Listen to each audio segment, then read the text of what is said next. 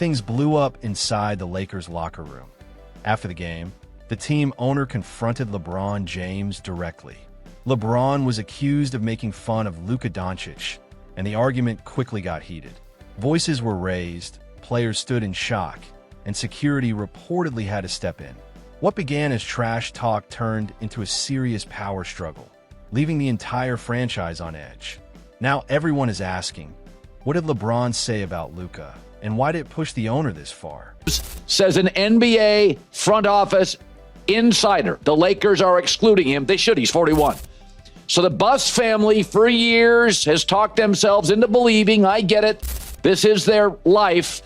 They talked themselves into believing we were just a rotational player away. And the new owners of this restaurant are saying, no. It's just not a little better chicken parm recipe. We're changing the kitchen staff. We're changing the entire menu. This is not about a better chicken parm.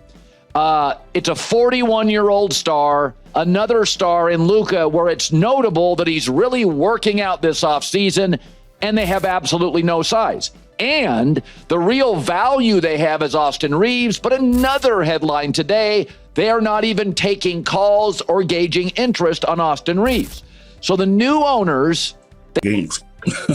Well, I remember after playing the Celtics that year, you made a comment. You said, Larry Bird is overrated in a lot of areas. Why does he get so much publicity? Because he's white. You never hear about a black player being the greatest.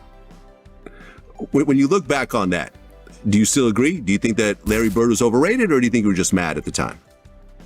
No, I told you, I just said I was green. I was just saying anything, man, just because, you know what, I was frustrated because guess what? I got my... You know what success is all about? They own the Dodgers. And I've argued this before. I think the Dodgers, Mark Walters, I think it's the best run sports franchise in North America, perhaps ever. These people know what they're doing. They let stars go if they... The Lakers owner reportedly confronted LeBron James in the locker room after LeBron mocked Luka Doncic. Sources say LeBron downplayed Luka's 45-point triple-double, suggesting Luka was just chasing stats while he did the real work. That was the final straw for ownership. In a private argument that quickly leaked to insiders, the owner allegedly told LeBron that disrespecting a teammate who is carrying the team is unacceptable and that his ego is hurting the locker room. Tension had been building for weeks, but this January 2025 incident may be the breaking point for LeBron's future with the team. And the most shocking part? Luka reportedly heard everything. That's been a big debate for a while now, huh? No question. I just think that if you look at Michael, the body of work he's done over the years, you look at LeBron, the body of work he's done over the years. How many years? 17 now, going to 18? Michael is the greatest player ever. You know, Michael's been injured one time. We know this is a part of how Draymond has gotten, you know, has managed at times his emotions, is to go take a walk. Now, is that walk because he's mad at the officials? Is that walk because he's mad at his teammate? Is that walk is mad because of whatever reason, because of foul trouble? But if that walk is because you got into an argument with your coach, that's a little different. So the length of the walk, what was the context of the conversation that they were having? Was Draymond in the wrong? It started as a game that should have been celebrated. Lakers versus Jazz, January 2025. The Lakers scored 143 points and won easily. On paper, it looked dominant.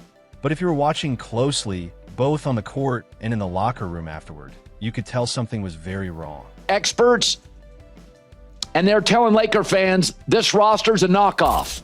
I know what grandma told you, it's not a Van Gogh. This isn't it. The new Laker owners are telling you, we know what titles looks like.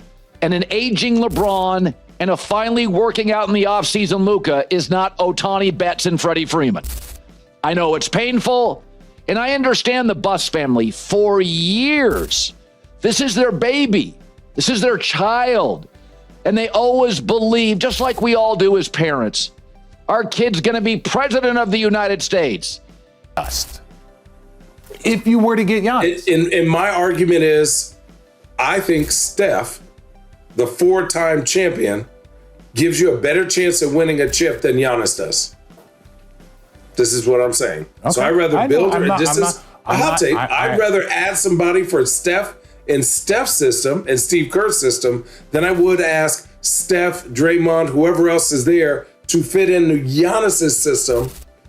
That's all I'm saying. That's all I'm saying. Okay, we're going to close up this conversation on the Golden State Warriors and transition to the positive, because they did win, and Steph, he unlocked maybe a new celebration. I want you guys to rate this on a scale of 1 to 10. Luka Doncic had 45 points, 14 assists, and 11 rebounds. It was a triple-double and the first 40-point triple-double by a Lakers player since the 1980s. He shot 50% from the field and had just one turnover the entire game. LeBron James finished with 28 points, 10 assists, and 7 rebounds. Those numbers look solid, but he went 0% from three-point range and had 3 turnovers. After the game, his body language was cold and distant. Be dictating any terms at this point. Not saying you trade him. We're going to do, the new guys say, we're going to do what we're going to do, because we know what winning looks like. It's Ohtani and Bet, not 41-year-old LeBron and perpetually out of shape or an average shape Luka.